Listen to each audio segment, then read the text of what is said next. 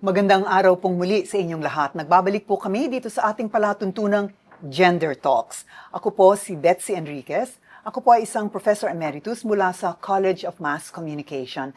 At kasama ko pa rin si Prof. Odin at saka si Prof. Roland. They will introduce themselves, syempre.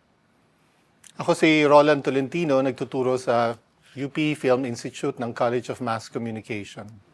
Gandang araw. Ako po si Odin de Guzman, nagtuturo sa English Department ng UP Diliman. Ang dami naming pinag-usapan noong ating unang-unang episode sa Season 2.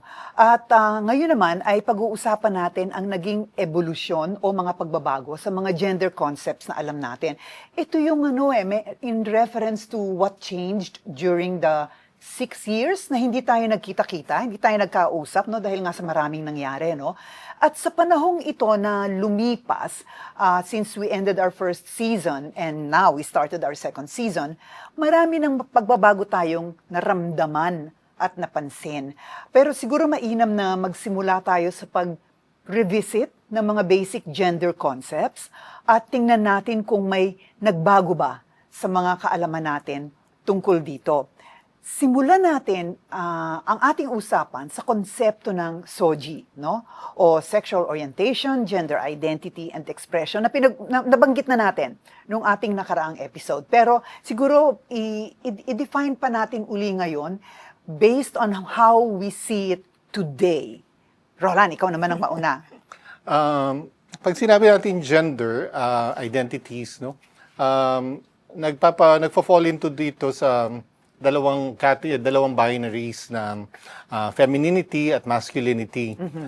Pero hindi lang naman yun ang nasa loob nito, hindi lang naman itong sukdo. Ibig sabihin sila lang yung nasa parang polar ends. Pagkatapos ay maraming expressions ang gender dito. Ang gender ay socially constructed na klase, katulad ng sexuality. Ang sexuality ay ang sexual orientation. Ano ba yung nagdudulot sa ng ligaya, contentment sa klase ng intimacy mo sa ibang tao or kontento ka ba sa intimacy lang sa sarili mo at hindi ka naghahanap ng intimacy so ano yung outlet mo for sexual gratification na tumutulong din mag-construct ng pagkatao mo or identity mo. Yung gender expression, Odin. I think yung gender expression has something to do with how one expresses oneself in relation to one's understanding of gender. Okay. So, kung maaari ko lang balikan yung nasabi ni Roland kanina, no, na, like yung traditional notions natin ng gender, which, by the way, of course, I support, is a social construction. Yes. So, gender, like as pointed out by Roland earlier, traditionally looks at 2 points, no? Parang both ends, no? So there's the sense of masculinity and femininity. Okay. But here, when we talk of gender, we really are looking at a kind of a spectrum. Okay. Kasi nasabi na nga ni Roland na sa isang dulo at sa kabilang dulo. So sa gitna, dito natin makikita yung daloy nung iba't ibang konsepto ng gender as well as how we actually express ourselves within this, no? Hindi naman siya always will patungo sa kabilang dulo at kung ano man, no? But it's just really an illustration to show na hindi siya iisa, no? It's really a kind of a spectrum and at the same time it's moving. Right. Oo, hindi siya pirmi. Yes. O pwede siyang mag-move from Yes. left to right Yes. or nasa gitna lang, Yes, ano? yes. Oo. So yung expression ba, gender expression ba, sa pananamit lang makikita? Hindi. Ang gender ay nakikita mas sa klase ng imbibement. Yung pagsasaloob at pagsasalabas. Kaya may performativity aspect ang gender. Ibig sabihin ay, kunyari, traditionally, kung babae ka at gusto mo makaupo sa siksikan ng MRT, ay pwede mong i-perform na nahihirapan ka. Or kung lalaki ka naman, at sinisita ka ng mas machong pulis, halimbawa sa isang imagined violation mo, pwede kang mag-exert din ng additional pagkakalalaki pa. So, pinaperform mo ito kasi nga kailangan makita ito na-imbibe mo, na ito yung kung trans man ka man, o trans woman, kung intersex ka, at ano yung preference mo eventually. Ito ang mahalaga. At ang wonderful nga dito sa category ng gender at sexuality, dito lang tayo makakapili. Oo nga. Lahat ng iba pang categories ay born into categories tayo. Oo. Hindi natin piniling maging Filipino, maging mahirap, mayaman, maging person of disability, or etc. Pero dito sa gender at sexuality, kapag confident ka na at kaya mo nang i-assert at i-perform ito, ay pwede mo nang piliin na ito na yung designation mo in spite at despite ng mga limitations sa batas at sa iba pang sa iba pang mga institusyong panlipunan. Interesting yung point na pwede ka nang mamili, ano? At kanina nabanggit mo rin yung konsepto ng intersex. 'Di ba? Yung SOGI kasi, ngayon parang hindi na kompleto SOGI SC na. 'Di ba? Yung sex characteristics, idinudugtong na ngayon dun sa SOGI. Pahaba na ng pahaba. Oo nga, pahaba ng pahaba. Pwede bang ipaliwanag natin ano yung SC?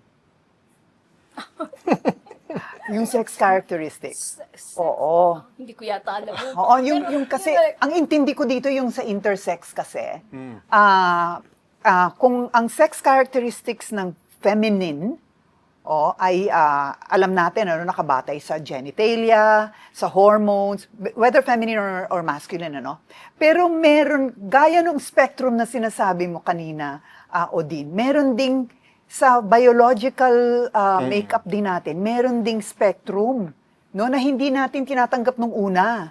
Pero ngayon, sa bilang mga pag-aaral sa siyensya, ay napatunayan natin na merong ganon. 'Di ba? Kaya may pag-aaral tungkol, marami ng pag-aaral ngayon sa intersex na dati-dati nakatago yan Dati, 'di ba? Hindi yan pinag-uusapan, it was seen as an anomaly.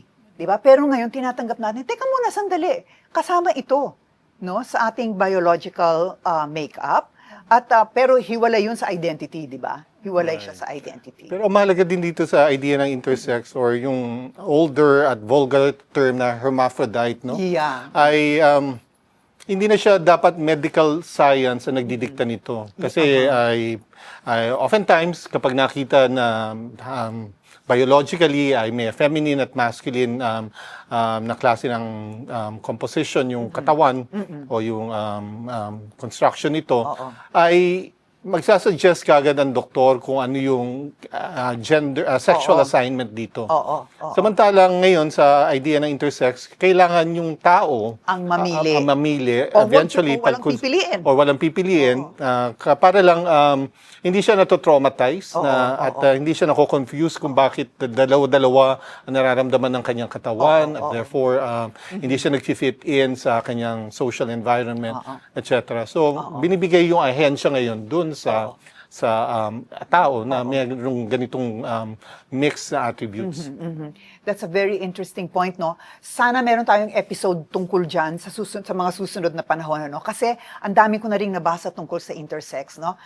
At gusto ko muna, bago tayo lumalim ng gusto dyan, no? Pag-usapan natin yung iba pang terms na naririnig na natin. Yung iba dito actually narinig na natin noon pa, maski na nung bago pa tayo mag season 1, no? Pero gusto ko lang i-bring up uli yung terms na halimbawa yung non-binary, agender, genderqueer, at saka cis or cisgender.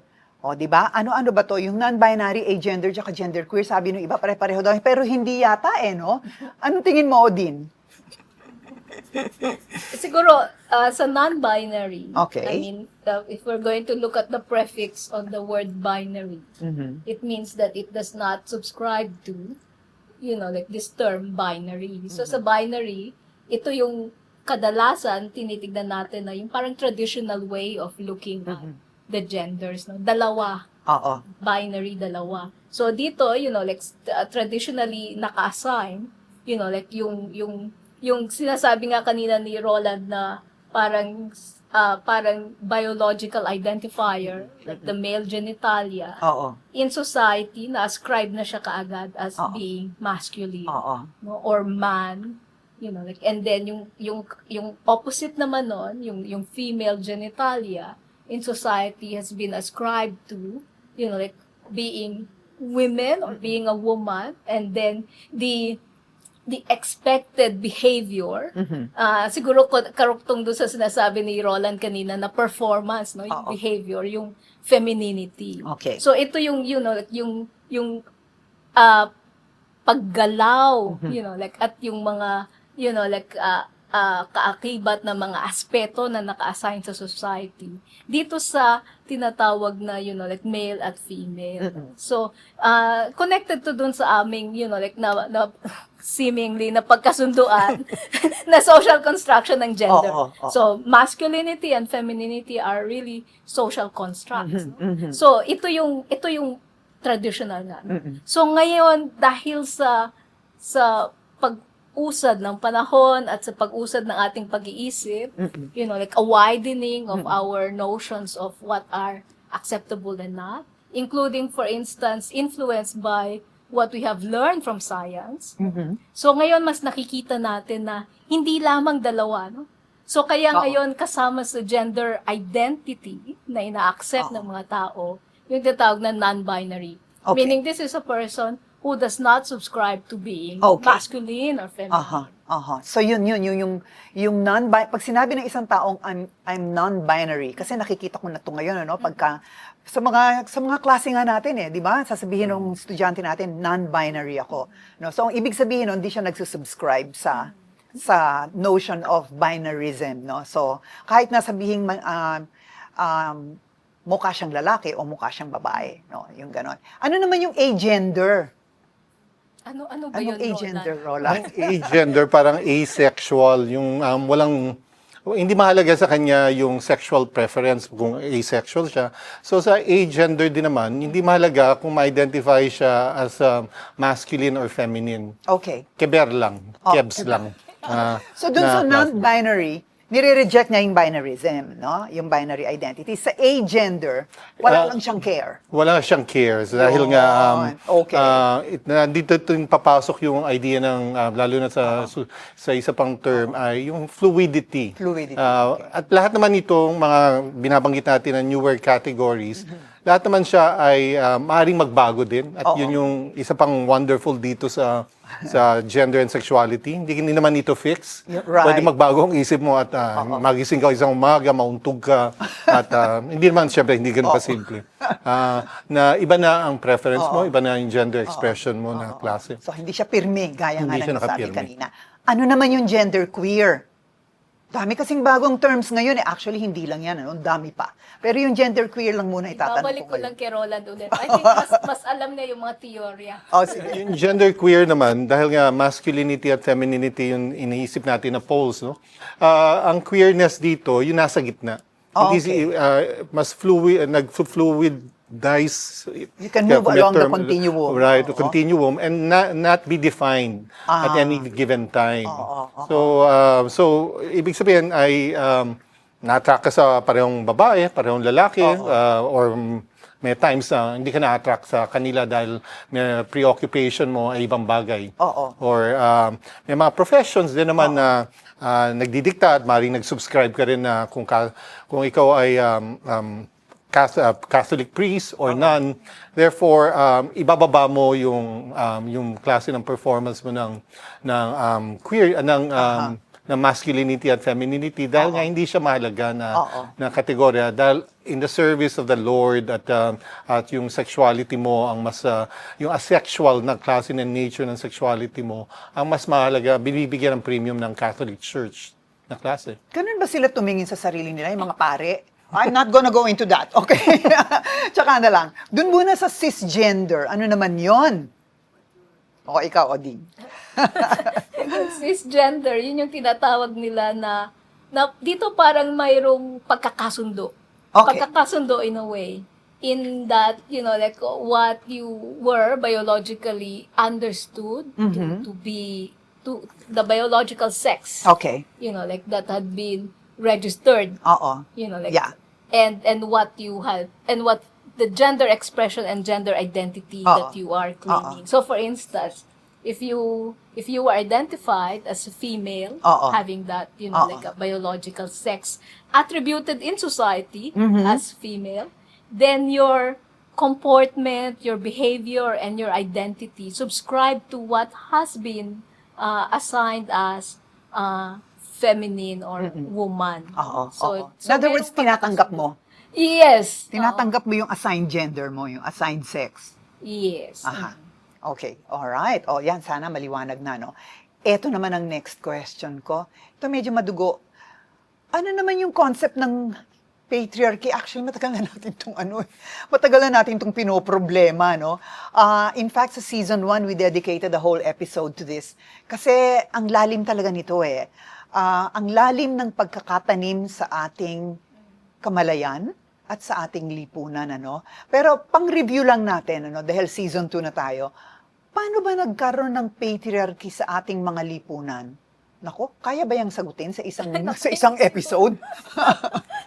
Sige. Well, siguro ang umpisa natin sa isang rather simplistic Okay. definition of patriarchy. So it is, like a social organization. Okay. It is a way of organizing society that centers on the male head, like the patriarch, the father, in that sense. Oo. And in this kind of an organization that centers on the male head, it actually also means that, like much of the political, like social, cultural, privileges are often accorded to that head, no? Which is often a male. And of course, that will be what the head would be in a patriarchy. Because if it would be the opposite, a matriarchy, Yes. which hardly happens, which is hardly organized, Okay. like then the head of the society, Oo. the perceived head of the society is the matriarch, the mother. Pero, like the dominant, like the dominant organizing principle we have in many societies around the world would be a patriarchy. Oo. How it happened, bibigay ko kay Roland yan. Saan nag-umpisa yan? Usapan yan dahil may kinalaman din sa rise of private property, sa Okay. capitalism, at kung sino lang pwedeng magmay-ari at magpa-reproduce ng wealth. Whether it be land, capital, etc. At yun yung nag-dominate sa mga lalaki. Okay. Kung saan ang lalaki. Pero in relation sa SOGI, kailangan natin maunawaan din na ang resulta ng patriarchy ay ang pag-privilege sa heterosexuality. And Okay, very definite ang assigned roles sa men and women. Oo. At ang function nilang dalawa, kaya privilege ang heterosexuality, is a procreation process, output, no? Para masustain ang angkan, masustain ang lipunan. Kaya katulad sa Pilipinas ay na bawal pa rin ang same-sex marriage ay dahil nga ang pivot nito ay kailangan mag-procreate at hindi mawala mga Filipino dahil pagka babae, puro babae magkasama, puro lalaki magkasama, hindi naman sila, walang capacity for procreation daw. Meron naman? Meron naman talaga. Oo, di ba? Pero dahil nga ang batas natin ay naka-ingrain dito at ang gender assignments at ang educational system, family, culture, politics ay nag-govern sa laws ng babae at lalaki sa lipunan at ang procreative function na to, then everything becomes socialized towards yung tinatawag na heteronormativity na kung saan ay ang babae kailangan magpasuyo at mapakasal at a certain age at ang lalaki dapat maging breadwinner, matapang, hindi umiiyak, etc. Okay, sige. Bago tayo maubusan ng oras, meron pa akong gustong i-discuss, no? May mga new terms tayo, yung AFAB or AFAB, tsaka yung AMAB or AMAB, no? Tsaka yung, ngayon, ito, recently ko lang ito naririnig, no? Sa mga mas nakababata sa akin. No? Yung dead name, tsaka live name. At tsaka ito, gusto ko itong ibato kay Roland, eh. Yung Philippinex. Paano ba pag-pronounce? Tama ba yon? Tama. Oo, Philippinex. Or the practice of making words more gender neutral in general, no? Pero yun munang AFAB at saka yung AMAB. Tapos idudugtong ko dito yung pronouns kasi napaka-contentious ng pronouns ngayon. So, yun muna ang AFAB at saka AMAB.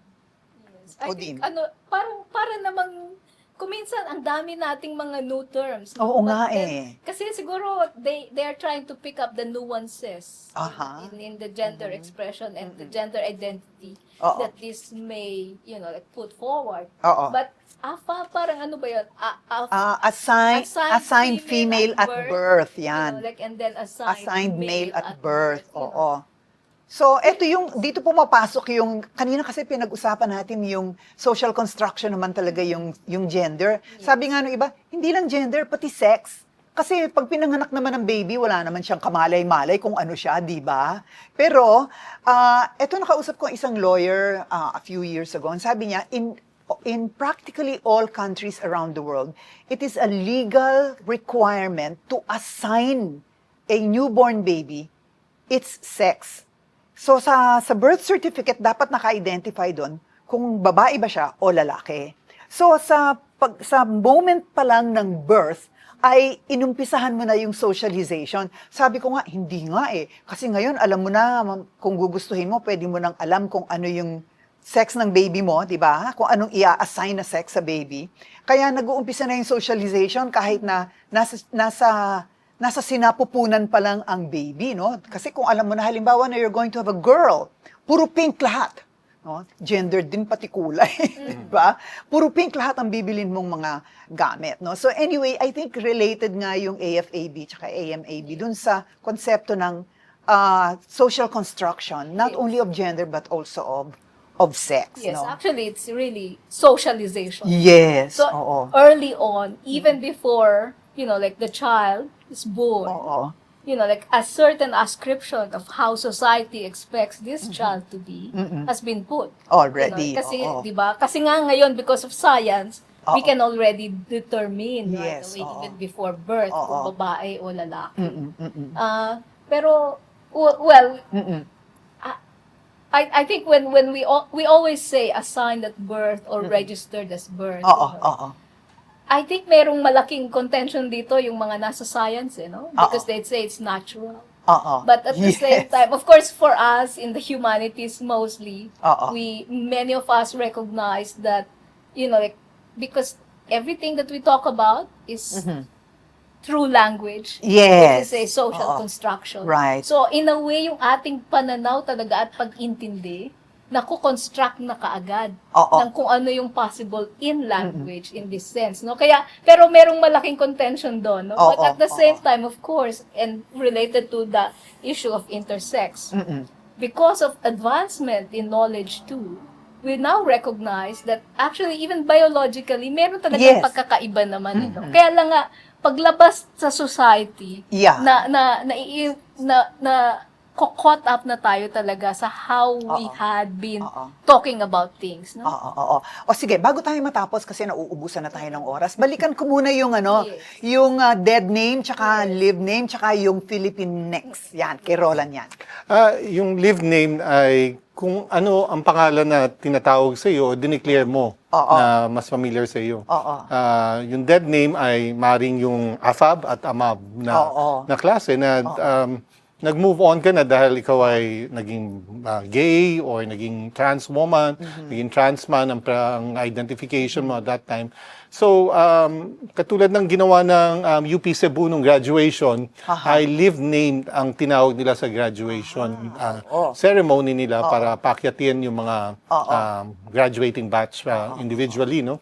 So, siyempre, may reckoning din yon sa pamilya na tatanggapin ba ng pamilya. Pero inallow yung opportunity na makapag-decide yung graduate kung ano ang gusto niyang itawag sa kanya. Kahit iba yung lalabas officially sa Dun diploma sa diploma niya. Oo. Kasi yung diploma is a legal document eh. True. Kaya tuloy kailangan nilang sumunod sa Pero kung ikaw ay nag-identify na trans woman or trans man, siyempre ayaw mo na ng pangalan Roland kung trans woman ang identification mo. Kailangan mag-imbento ka ng sariling pangalan na mas neutral. Yun yung live name. Yun yung live name. At Oo, yung yung dead name papatawag mo sa iyo. Yung dead name yung itinatwa mo na. Yung tinatwa mo na. Okay. Ano naman yung Philippinex? Yung Filipinx is a kind of reaction na, kasi hindi ba, ang mga Spanish, Romanized na klase ng mga languages ay mahilig sa gender assignation. So, kunyari, Filipino or Filipina, babae or lalaki. So, as a kind of reaction dito sa pag-introduce ng sa kaso natin ng Kastila, na nag-introduce din ng heavy weight of gender and sexual patriarchy, it's a process of decolonization and also destabilizing the categories, the colonial categories that began then, nagpapatuloy ngayon, parang hindi na pinag-uusapan based lalo na sa klase ng bahagi naman ito ng decolonialization theories, post-colonial theories. Itong pag-move towards this at nakuha naman ito sa Latino, Latina X. Ang kaibahan nga lang sa atin ay meron tayong wika na mas Yun. nauna kesa sa Kastila na hindi naman gender specific. Kunyari, pag sinabi natin siya, ako, hindi tayo nag-a-assign. Oo. Pero pagka sinabi mo yan sa Kastila, ay malinaw na babae o lalaki ang natuturo mo, ang natutukoy mo. Napaka-gendered kasi ng Kastila na lingwahe, di ba? No, bombero, bombera, guro, well, neutral lang guro naman. At iba pa mga klaseng trabaho. Pero sa atin ay neutral for most part ang pronouns natin. Kaya at samantalang sa ibang bansa, lalo na sa US, ay kailangan ka pumili ng pronoun. Samantalang tayo, wala namang usapin ng pronoun sa atin for most part.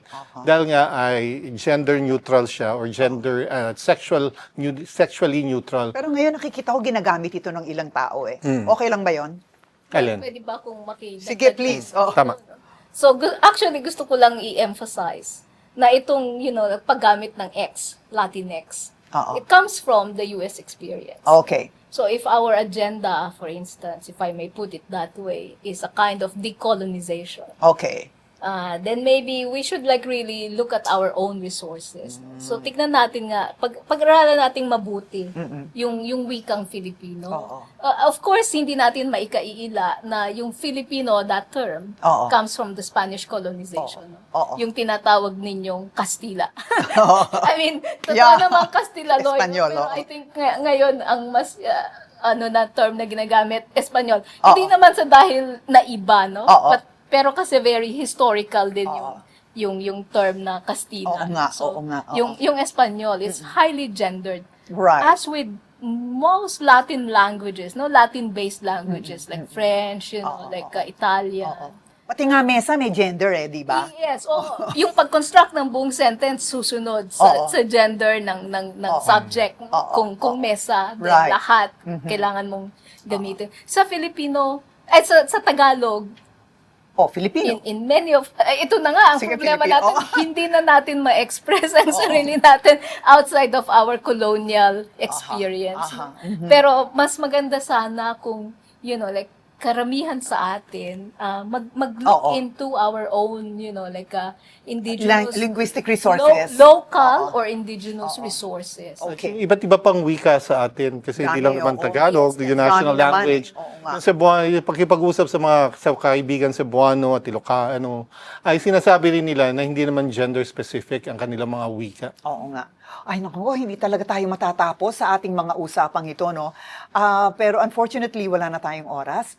And actually, we need to end the episode. Pero wag po kayong mag-alala. Pinapangako namin na marami pa tayong episodes na susunod upang pag-usapan itong mga bagong gender concepts that are ever evolving. At gayon din yung iba't ibang issue na yung iba ay nanggagaling sa nakaraan at yung iba ay umuusbong sa kasalukuyan. At ang isang bagay lang na nais naming idiin ay katungkulan nating lahat na ito ay unawain, no? At dahil ito ay bahagi ng ating buhay. Maraming salamat po sa inyong pagsama sa amin ngayong umaga. Ngayong araw na ito, ako po si Betsy Enriquez. Ako si Roland Tolentino. Odin de Guzman.